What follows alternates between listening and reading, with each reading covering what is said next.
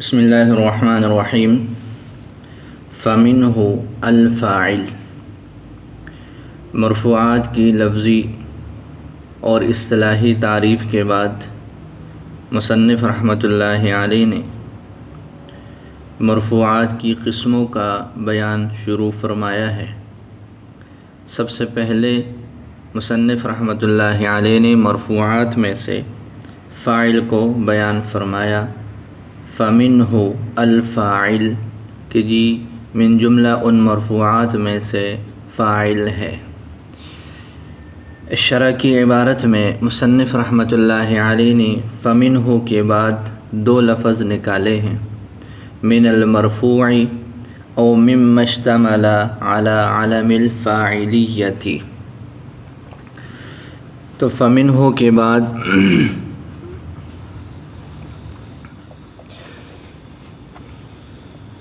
من المرفوع نکالا۔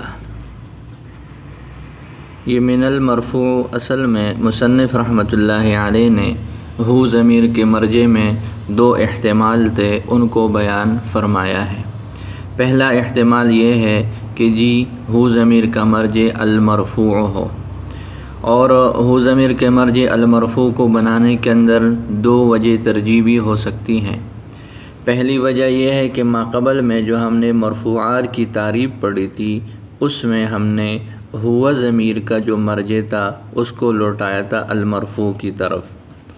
ہوا مشتمل علی علم الفاعلیت میں جو ہوا ضمیر ہے اس کو بھی المرفوع کی طرف لوٹایا تھا، اور اس ہو ضمیر کو بھی ہم المرفوع کی طرف لوٹا دیتے ہیں، لہذا یہ مرجع میں ان دونوں ضمیروں کا اتحاد ہو جائے گا اور یہ اچھی بات ہے۔ یہ پہلی وجہ ترجیح ہو گئی۔ دوسری وجہ ترجیح یہ ہے کہ جی یہ تقسیم ہے مرفوعات کی، تو جہاں تقسیم ہو وہاں پر اس کا تذکرہ ہونا یہ اچھی بات ہے، اور مرفوع کی چونکہ تقسیم ہو رہی ہے اس وجہ سے مرفوع کا ذکر یہاں پر فمنہ کی ہو ضمیر کے ضمن میں یہ بہتر ہے۔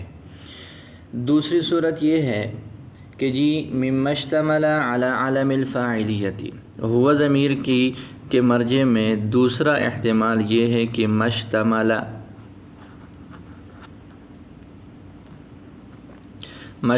علی علم الفاعلیت یہ اس ہو ضمیر کا مرجع ہو۔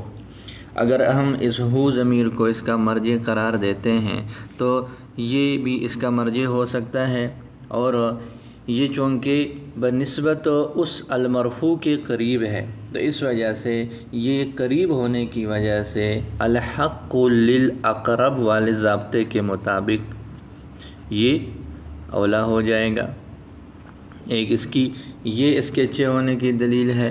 دوسرا اس کے راجح ہونے کی دلیل یہ ہے کہ جی المرفوع کے بارے میں ہم نے پڑھ لیا کہ وہ ضمناً ہے اور یہ مشتملہ لفظوں میں موجود ہے، لہذا یہ صریح ہونے کی وجہ سے یہ مرجع صریح ہے اور المرفوع مرجع ضمنی ہے، اس وجہ سے اس کا صریح ہونے کی وجہ سے یہ زیادہ اولا ہے۔ تو فمنہ کے بعد فمنہ یہ المرفوع من المرفوع او مما اشتمل علی علم الفاعلیت، یہ مشتمل من وہی من کا ہو جائے گا، یہ اس کے مرجع کے اندر دو احتمال بیان فرمائے ہیں۔ اس کے بعد ہے الفاعل، یہ اگلی متن اگلی عبارت کے اندر وَإِنَّمَا قَدَّمَهُ لِأَنَّهُ اصل المرفوع سے لے کر آخر تک لا يحکم علیہ الا بالمشتق تک مصنف رحمۃ اللہ علیہ نے ایک اختلافی مسئلہ بیان فرمایا ہے، اور وہ یہ ہے کہ مرفوعات کے اندر بنیادی طور پر دو چیزیں ہیں۔ پہلی چیز مبتدا ہے، دوسری چیز جو ہے وہ فاعل ہے، تو یہ اصل المرفوعات ہیں۔ اب ان میں اصل کیا ہے، فاعل اصل ہے یا دوسری چیز مبتدا جو ہے وہ اصل ہے، تو اس میں اختلاف ہے۔ جمہور حضرات جس میں صاحب کتاب یعنی صاحب کافیہ کا بھی جو ہے وہ نظریہ شامل ہے، وہ اس بات کے قائل ہیں کہ جی فاعل جو ہے یہ مرفوعات میں سے اصل ہے۔ اب فاعل اصل کیوں ہے، اس کی کیا دلیل ہے؟ اس کی سب سے پہلی دلیل یہ ہے کہ جی یہ فاعل یہ جز ہے जुमला फ़ेलिया का, जुज़उल जुमलतिल फ़ेलियती, ये जुमला फ़ेलिया का जुज़ है। और जब ये जुमला फ़ेलिया का जुज़ हुआ तो उसकी वजह से ये असल हो जाएगा। जुमला फ़ेलिया का जुज़ होने की वजह से ये असल कैसे बना, तो उसकी वजह यह है कि जी जुमला फ़ेलिया ये असल है, जुमला फ़ेलिया असल है। असल क्यों है? फिर जुमला फ़ेलिया के असल होने की कई दलीलें हैं। पहली दलील ये है कि जी जितने भी जुमले हैं, ख़बर हैं, इंशा हैं, इनका मकसद ये होता है कि अगले को, मुखातब को किसी बात का फ़ायदा दिया जाए, उसको कुछ ख़बर बताई जाए, और ख़बर के अंदर जितनी वजाहत होगी उतना ही वो ख़बर ठीक रहेगी, अच्छी रहेगी, बेहतर रहेगी। अब जुमला फ़ेलिया के अंदर हमने पढ़ लिया कि जी इसके अंदर माना मसदरी भी है, माने हदसी, माने मसदरी, इसकी वजाहत भी है। इसके साथ साथ इसमें ज़माना भी है, इसके साथ इसमें फ़ाइल की तरफ निस्बत भी है। तो ये तीन चीज़ें हम बताते हैं जुमला फ़ेलिया के ज़रिए से मुखातबों को। वो उसको माने मसदरी का फ़ायदा भी दे रहे हैं, उसको ज़माने का भी फ़ायदा दे रहे हैं, और उसको फ़ाइल का भी फ़ायदा दे रहे हैं। जबकि जो जुमला इस्मिया है उसके अंदर इस तरह की वजाहत नहीं होती। तो ये बन जाएगा इसके असल होने की दलील। पहली दलील इसके असल होने की ये हो जाएगी। दूसरी बात यह है कि इसके असल होने की दलील ये है कि जी जितने भी जुमले हैं, जितने भी जुमलों के अंदर बुनियादी तौर पर दो मकसद होते हैं, या तो इख़बार है या फिर क्या है, इंशा। ये दो मकसद हैं जुमलों के लिए, कलाम के लिए, कि इख़बारी कलाम है या फिर जो है वो इंशाई कलाम है। जो जुमला फ़ेलिया है, जुमला फ़ेलिया अपनी वज़ा के एतबार से, ज़ात के एतबार से इसके अंदर ये ख़बर भी है और इंशा भी है। जैसे अमर है, नहीं है, तो माज़ी, मुज़ारे और इससे दूसरे जो अफ़आल निकलते हैं ये ख़बर हैं। अमर और नहीं जो है ये इंशा है। ये ज़ात के एतबार से, वज़ा के एतबार से जुमला फ़ेलिया के अंदर बज़ाती ख़ुद हैं। जुमला इस्मिया के अंदर ये बात नहीं होती। जुमला इस्मिया ज़ात के एतबार से तो ख़बर ही है। अब अगर हम उसको इंशा बनाते हैं तो किसी आरिस की वजह से वो बनता है। जैसे जुमला इस्मिया पर हम लअल्ला को दाखिल कर दें, लैता को दाखिल कर दें, इसी तरीके पर जो है वो हम हल को दाखिल कर दें, हुरूफ़ी तमन्नी इनको दाखिल कर दे, तो इनको दाखिल करने की वजह से वो जुमला इंशाइया बन जाता है। वगरना ज़ात के एतबार से जुमला इस्मिया ये इंशाइया नहीं है। ये दूसरी दलील हो जाएगी। इस दलील की वजह से इस बात का पता चला कि जुमला के अंदर असल वो जुमला फ़ेलिया है, जुमला इस्मिया नहीं है। लिहाजा चूँकि फ़ाइल जुमला फ़ेलिया का एक जुज़े लाजिम है तो इस एतबार से ये भी असल हो जाएगा। तो पहली दलील फ़ाइल के असल होने की ये हो गई। फ़ाइल के असल होने की दूसरी दलील ये है कि जी इसका आमिल कवी है। आमिल कवी है तो क्या हो गया, आमिल कवी है तो इसकी वजह से इसके अंदर भी क़ुव्वत और ताकत आ जाएगी। क़ुव्वत और ताकत क्यों आ जाएगी? इस वजह से आ जाएगी कि जी जब कोई मुअस्सिर होता है, मुअस्सिर असर करने वाला कोई आमिल होता है जिसकी वजह से जो है वो आगे अमल किया जा रहा होता है, तो मुअस्सिर की क़ुव्वत की वजह से उसके असर के अंदर भी क़ुव्वत आती है। लिहाजा जब फ़ाइल का आमिल वो कवी है तो उसकी वजह से फ़ाइल भी कवी हो जाएगा। अब इसका आमिल कवी कैसे है? इसका आमिल कवी इस वजह से है कि जी फ़ाइल का आमिल जो है वो फ़ेल है या शिब फ़ेल है, और फ़ेल या शिब फ़ेल के अंदर सबसे पहली बात यह है कि जी ये लफ्ज़ी है, लफ्ज़ी हो जाएंगे। दूसरी बात यह है कि जी इसका आमिल जो है वो मौजूद भी है लफ्ज़ों के अंदर, ये محسوس بھی ہو رہا ہے، تو ان وجوہات کی وجہ سے فاعل کا عامل یہ زیادہ قوی ہو جائے گا، جبکہ مبتدا کا عامل کیا ہے؟ وہ تو معنوی ہے، معنوی ہونے کی وجہ سے وہ لفظی نہ رہا، لہذا وہ لفظی بھی نہیں ہے، تو معنوی ہوا، لفظوں میں موجود نہیں، مطلب وہ معدوم ہے، اور پھر اس کے ساتھ ساتھ یہ ہے کہ جی وہ ایک عقلی چیز ہے، معقولی چیز ہے، کوئی محسوس ہونے والی چیز نہیں ہے۔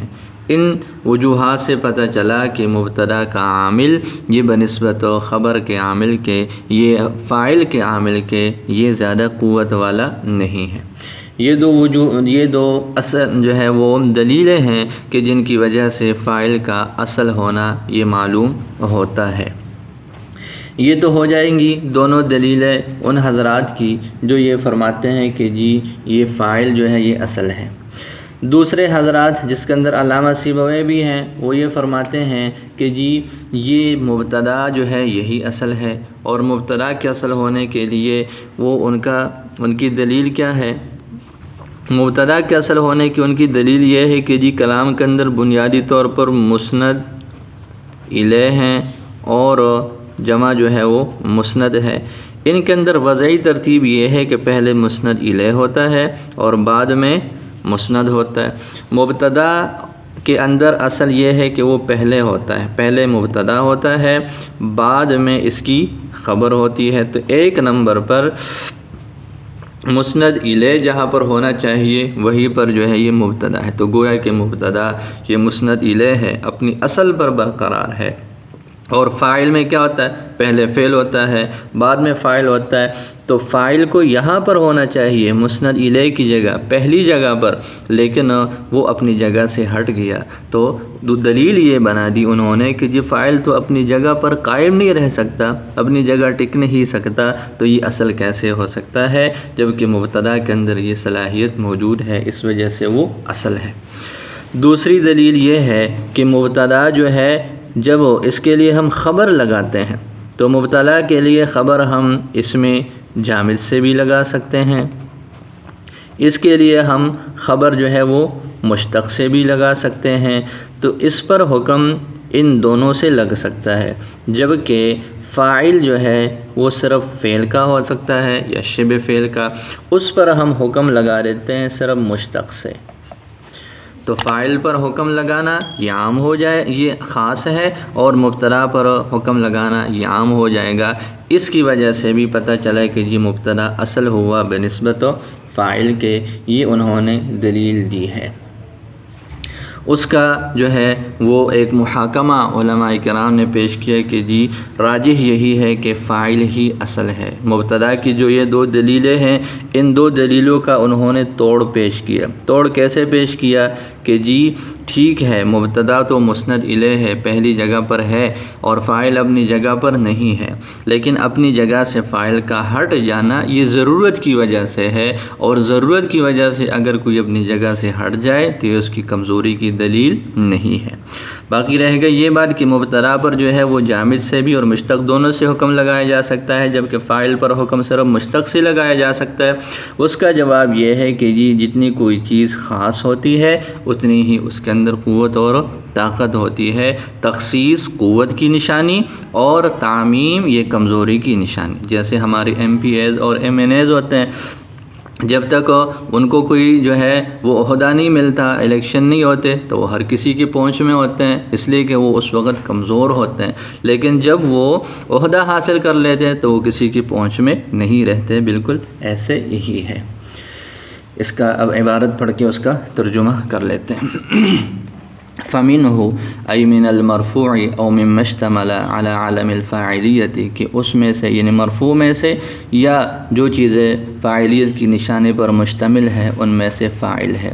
وَإِنَّمَا قَدَّمَهُ، اور سوائے اس کے نہیں کہ فاعل کو مقدم کیا، لِأَنَّهُ أَصْلُ الْمَرْفُوعَاتِ عِنْدَ الْجَمْهُورِ، اس لیے کہ جمہور کے ہاں مرفوعات کی اصل یہی ہے۔